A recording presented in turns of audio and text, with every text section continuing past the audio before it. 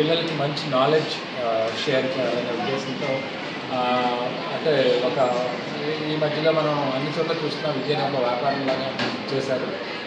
అంటే చిన్న చిన్న గదిలో పిల్లల్ని వందల పిల్లల్ని పెట్టి అలాగే వాళ్ళకి ఏమీ బ్రేక్ లేకుండా వాళ్ళ మైండ్లో మీరు ఫ్యూచర్లో ఒక ఇంజనీర్ డాక్టరే కావాలని, లేకపోతే ఐఐటి కోచింగ్ చేయాలి, ఐఐటిలో చదవాలని ఒక రకమైన మోసపోసిన పద్ధతిలో పిల్లల్ని బాగా ఒత్తిడికి గురి చేసి అలా ర్యాంకుల గురించే పిల్లల్ని చదివించడం అలా ఉన్న ఉద్దేశం చాలా ఉన్నాయి.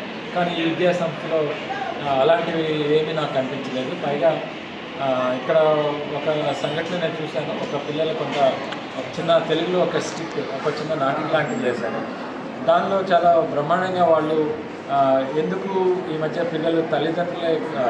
తల్లిదండ్రులు పిల్లల యొక్క టాలెంట్ని గుర్తించకపోవటం అనేది, ఆ టాలెంట్ని గుర్తించకుండా వాళ్ళని చాలా ఒత్తిడికి గురి చేసి మీరేదో పెద్ద ర్యాంకులు సంపాదించాలని మానసిక ఒత్తిడి గురి చేయడం జరుగుతుంది. బట్ ఈ స్కూల్లో నేను చూసింది ఏంటంటే, ఈ స్కూల్ మేనేజ్మెంటే అలాంటి స్కిట్ వేయడానికి అనుమతించారు.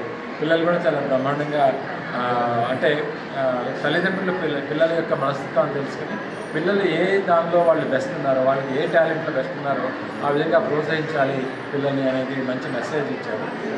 నిజంగా ఇలాంటి స్కూలు 1-2 ఉంటాయి. బట్ ఈ స్కూల్లో ఈరోజు విజిట్ చేయడానికి నాకు చాలా సంతోషంగా ఉంది. తర్వాత ఫ్యూచర్లో కూడా వీళ్ళ స్కూల్ పిల్లలతో ఇంటరాక్ట్ అవుతాను నేను.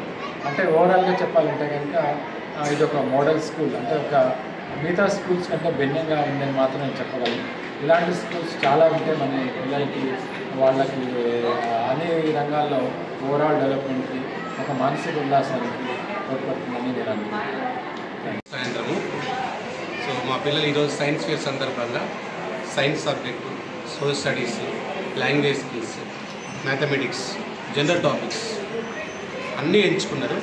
సో ఎందుకు ఈ యొక్క సైన్స్ ఫేర్ చేస్తున్నామంటే పిల్లల నుంచి సృజనాత్మకత, సో వానికి భావ వ్యక్తీకరణ, team spirit, presentation skills, so జీవితంలో వాళ్ళ కాళ్ళపై వాళ్ళు నిలబడి ధైర్యంగా బతికే ఉద్దేశంతో ఈ స్కూల్ స్టార్ట్ చేయడం జరిగింది.